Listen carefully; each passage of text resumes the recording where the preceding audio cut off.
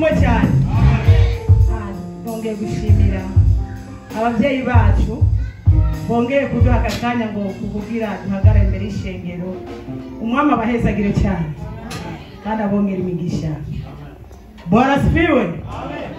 Tugomba dusome muri Yesaya tuvugana mu majambo ya Ezekiya. Bwana asifiwe. Tuvugana ku majambo yerekeye Ezekiya. Dusome Yesaya 38 ku murongo wa mbere ugeze ku murongo wa 5.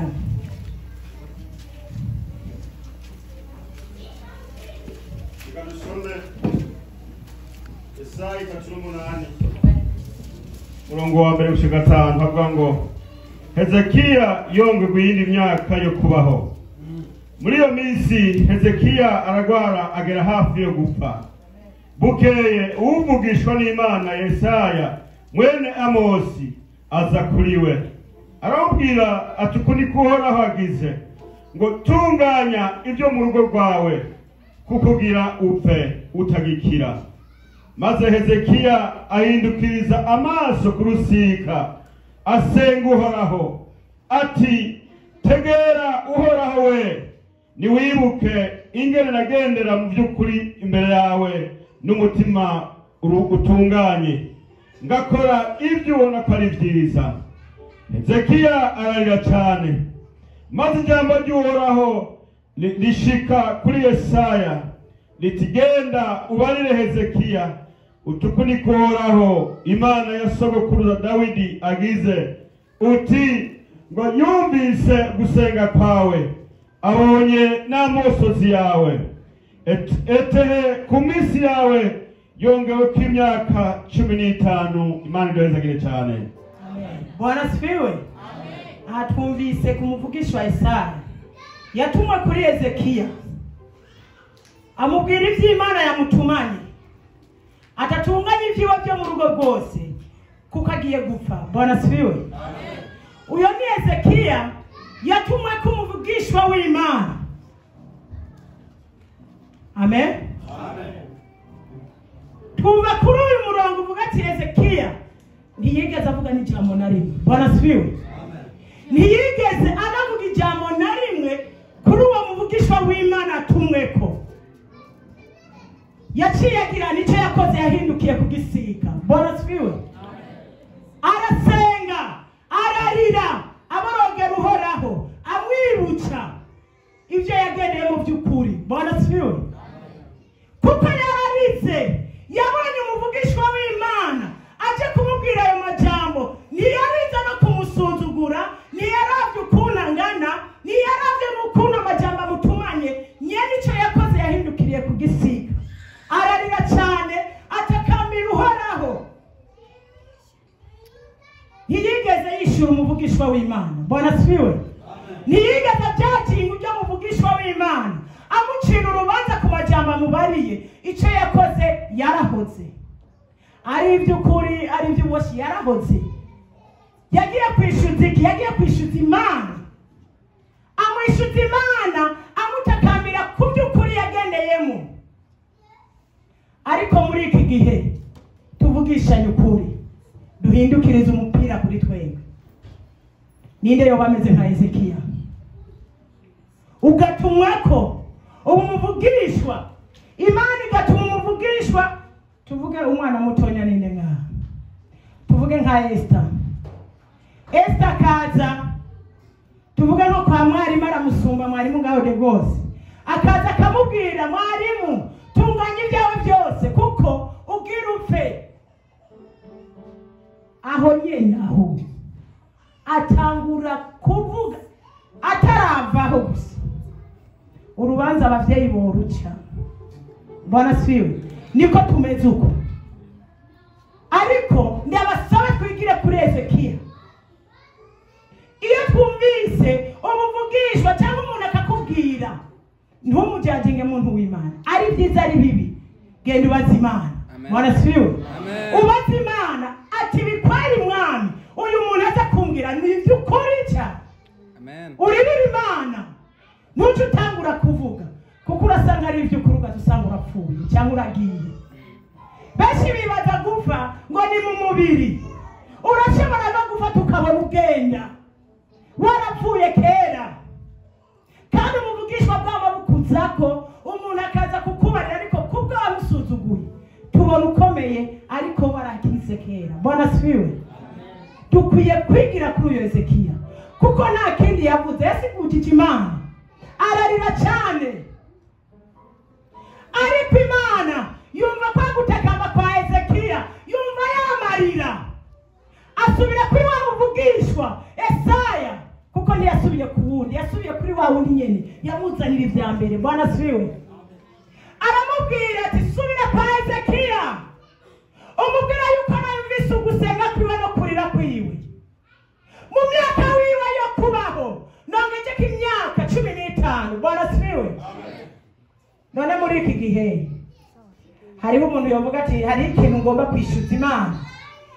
Iyo ugoye ukagera kure tuvugishanye ukuri, urabise ikintu wayishyuza Imana wakoze mu kuri, ukavuga ati Imana ibuka bimwe nakoze by'ukuri, nagendera mu kugororoka kwawe mu myaka yanze yo kubaho, unyongera imyaka yindi myaka. Bwana sifiwe. Ninde yobivuga? Ariko twage twishwe no kugira gufurura, yani kubwira umuntu ukaza gusigura amajambo utazi, aho guhora ukamanza ukaza gusiguza Imana. Bwana sifiwe.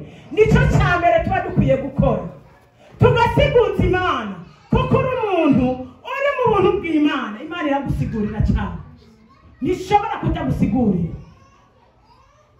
Iyo ugeze no mu mageragezwa, siguza Imana, ntujyana navyo.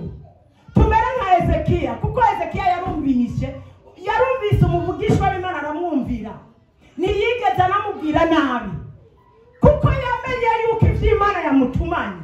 Acaza gusiguza Imana, ararira kuko Imana yabonye amasozi ya Hezekiya ikimwongeza ku yindi myaka yo kubaho kwiwe. Bwana sifiwe. Hesicama natwe tukamera nka Hezekiya, nituvuga n'ikintu na kimwe kuko Imana yatumanye abavugishwa bayo, tukaza kuyisiguza kuko gira Imana itwongera imyaka. Ariko urinze ubwanyu urajajinga ufuru uvuga ibintu utazi, imyaka yawe yo kubaho iragabanuka. Bwana sifiwe. Ico twese ntitukizi, benshi ntitukizi. Urinze urogota kuri mpwemu yera, cyangwa ukaza kuvuga amajambo yavutwe ukongera kona yandi, muntu w'Imana uragowe. Mukugenda kuyavuga manzi usiguza Imana icyatumye ayo majambo yaza. Bwana sifiwe. Dukwiye kwigira ku majambo y'Imana, abantu b'Imana. Dukwiye kwigira kuri Hezekiya, kuko imyaka yiwe iyo bisuzugura nta myaka yari kongezwako, yari guhava anapfa ya myaka 15. Imana ntiyimwongere kuko yagize nte, yasuzuguye umuvugishwa Imana yatumanye kuko gira kumubwira amajambo. Iyo musuzugura iyo myaka 15 nta Imana yari kongezako. Bwana sifiwe. Amen. Nico bituma usanga kenshi tugwara tugagera kure, aho kwizera Imana ukagumuzana ibintu bitaza ntibizi. Imana nishobora kugukiza na gato, ariko uhagaze ukizera Imana ukishuza Imana, Mana ibuka bimwe nakoze, ibuka kwa kuri nagendeyemo, ibuka Mwami uri mw'ijuru maze unyishuru nkize. Bwana sifiwe. Amen. Nk'ubu ndashimye Mutama tumubona ngaho na madame wiwe, Imana iheza gigo cyane, hafi icyubahiro. Amen. Kuko tumubonye nk'uno munsi tukabona akomeye, ni ikintu cyo gushima Imana. Bwana sifiwe. Kuko Imana irakomeye, Imana iragukorera ibikomeye. Iyo ugwaye ukagera kure, Imana iragukorera ibikomeye. Ndabasaba twigire kuri Hezekiya, abantu b'Imana, kuko gira imyaka yacu yongegweko. Iyo bakubwiye ngo nk'aba bakaza tuvuge nkavuga ati Mwarimu Jerome, genda ubwire madame wawe atunganye ibyawe byose, ibyiwe byose kuko agiye gupfa, ni ugomba umuroge, ni ugomba ugire. Nico aca tangura, acagenda pastor, urumva ujya muntu yambwiye ngo umugore wanza agomba gupfa. Bwana sifiwe. Ntari nana kusiguza Imana. Urashobora kuvuga yuko umugore wawe agomba gupfa, mugabo agomba gupfa kubw'iki kubwa mpemu. Bwana sifiwe. Napfa kubw'umubiri arashobora gupfa kubwa mpemu, kuko Imana ibiza amajambo abiri. Urashobora gupfa kubw'impemu ugapfa no kubw'umubiri. Bwana sifiwe. Wowe ukibaza ko ntarapfa, bimwe yavugishwa n'ibiki? Tukubona urimo gusa mu maso, cyangwa tukubona uri mama fulani, ariko si wewe. Ntabwo bari wowe uri kurakora. N'umugabo akakubona ishusho yawe, cyangwa umugore wawe akakubona ishusho yiwe, ariko ntabwo aba ari we. Bwana sifiwe. Bisaba dusiguze Imana ku kintu cyose tubonye. Ikintu cyose kiziye siguze Imana. Kenshi na kenshi iyo dusiguze Imana, Imana irakwishura. Imana ntishobora kutakwishura. Ndabasaba kuri uyu mugoroba twigire kuri Hezekiya, twigire kuri uyu muvugishwa w'Imana. Yesaya yaziye kwa Hezekiya, aba ariko natwe tumera, dufate agakiza Hezekiya yafashe. Bwana sifiwe. Hesichoma tukamera nka Hezekiya. Hesichoma tukagira ukwizera nka Hezekiya. Ntiyigeze anavuga n'ijambo. Icyo yasabye gusa yahindukiye ku bw'isi kararira cyane arasenga. Iyo usenze ukarira, Imana irakwishura. Ndabasabe kuri uyu mugoroba twigire kuri Hezekiya. Bwana sifiwe. Amen. Na ya majambo y'Imana narifise ngo dusangire kuno muntu.